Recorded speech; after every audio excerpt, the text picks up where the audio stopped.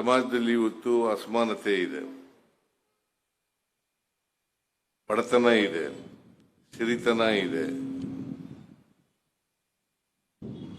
ದಲಿತರಿದ್ದಾರೆ, ಹಿಂದುಳಿದವರಿದ್ದಾರೆ, ಅಲ್ಪಸಂಖ್ಯಾತರಿದ್ದಾರೆ, ರೈತರಿದ್ದಾರೆ, ಕಾರ್ಮಿಕರಿದ್ದಾರೆ, ಮಹಿಳೆಯರಿದ್ದಾರೆ.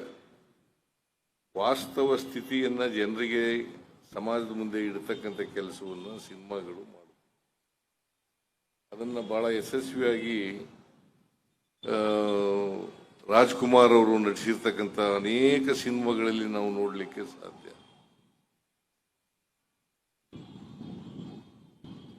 ಅದನ್ನ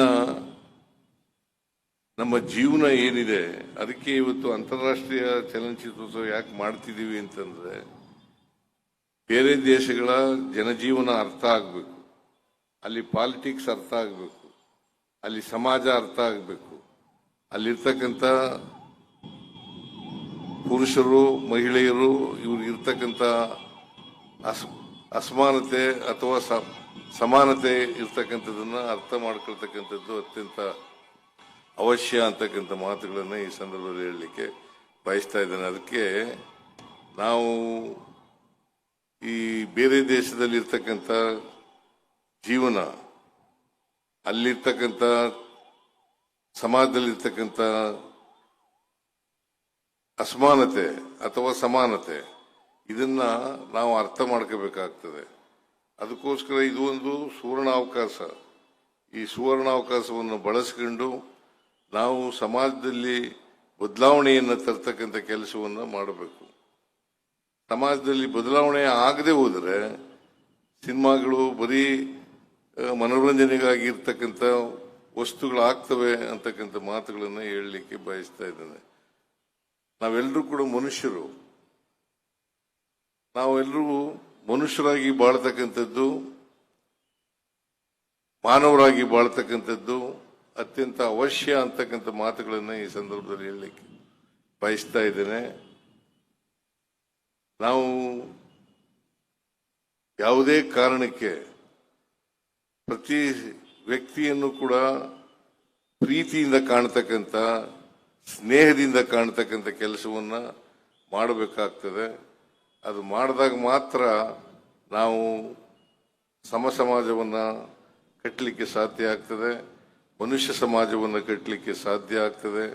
ಅದರಿಂದ ಮನುಷ್ಯನಲ್ಲಿ ಏನು ಭೇದ ಭಾವ ಇದೆ, ಅಸಮಾನತೆ ಇದೆ, ಈ ಅಸಮಾನತೆಯನ್ನು ಹೋಗಲಾಡಿಸ್ತಕ್ಕಂಥ ಕೆಲಸವನ್ನ ಸಿನಿಮಾಗಳ ಮೂಲಕ, ಈ ಮಾಧ್ಯಮಗಳ ಮೂಲಕ ನಾವು ಮಾಡಬೇಕಾಗ್ತದೆ ಅಂತಕ್ಕಂಥ ಮಾತುಗಳನ್ನು ಈ ಸಂದರ್ಭದಲ್ಲಿ ಹೇಳಲಿಕ್ಕೆ ಬಯಸ್ತಾ ಇದ್ದೇನೆ.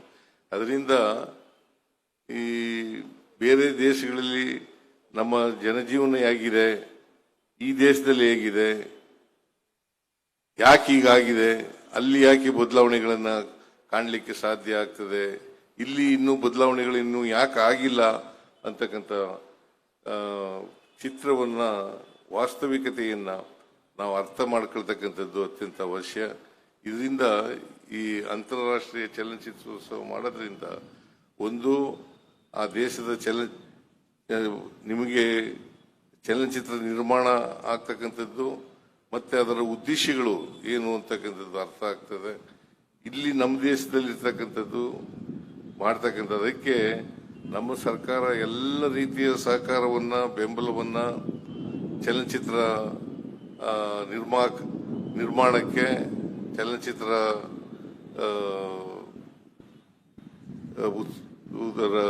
ಅಭಿವೃದ್ಧಿಗೆ ಎಲ್ಲ ರೀತಿಯ ಸಹಕಾರವನ್ನ, ಬೆಂಬಲವನ್ನ ನಾವು ಸರ್ಕಾರ ಕೊಡ್ತೇವೆ ಅಂತಕ್ಕಂಥ ಮಾತುಗಳನ್ನ ಈ ಸಂದರ್ಭದಲ್ಲಿ ಹೇಳಲಿಕ್ಕೆ ಬಯಸ್ತಾ ಇದ್ದೇನೆ. ಇದು